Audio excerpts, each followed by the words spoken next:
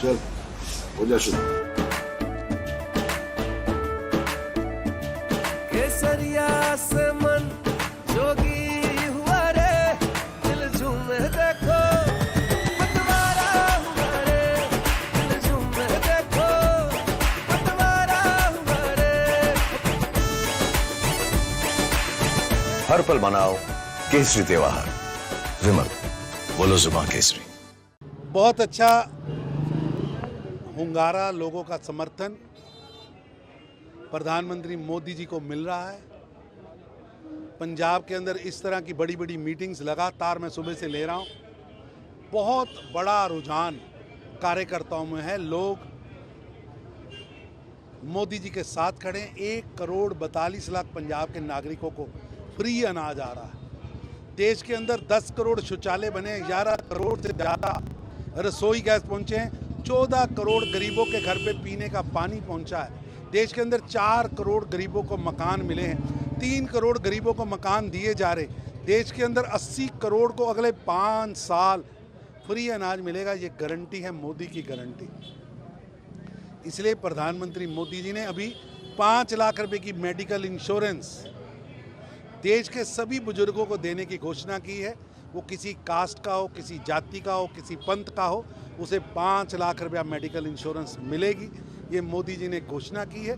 और आज बहुत बड़ा जन सैलाब कार्यकर्ताओं का लगातार सुबह से ही मीटिंगों में उमड़ा है।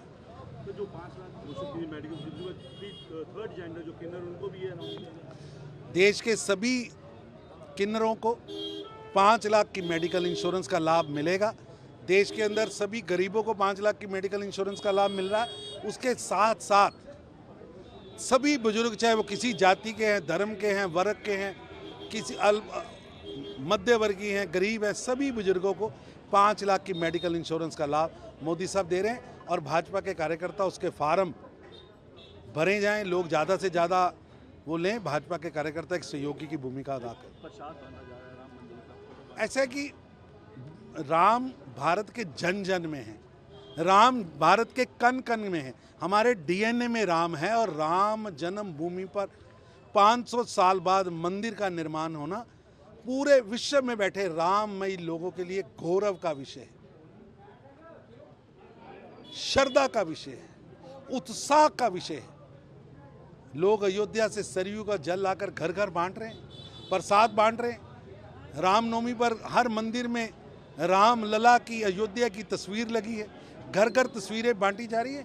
राम भारत की आत्मा है, राम भारत के कण कण में है, भारत के डीएनए में राम है।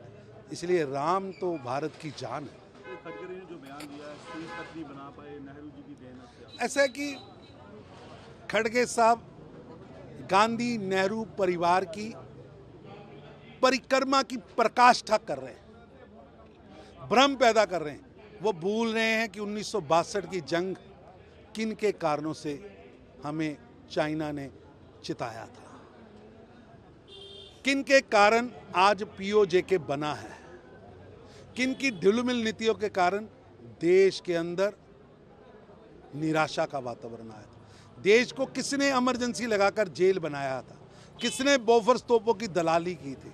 इसी खानदान ने 1984 को दिल्ली में दंगे कराकर गुरुद्वारे जलाए थे, गुरुद्वारों पर टैंक चलाए थे।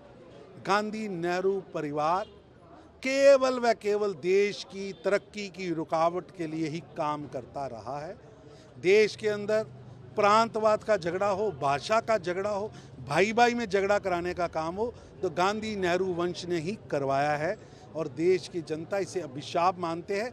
लेकिन कांग्रेस के खड़गे साहब, देश के अंदर जो लोकतंत्र के लिए सबसे अभिशाप होता है वो वंशवाद होता है।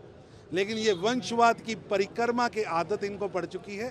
और कांग्रेस पार्टी को लगता है कि गांधी परिवार एक शाही दवाखाना की तरह देश चलाएगा और देश लोकतंत्र से नहीं शाही दवाखाने से चलेगा।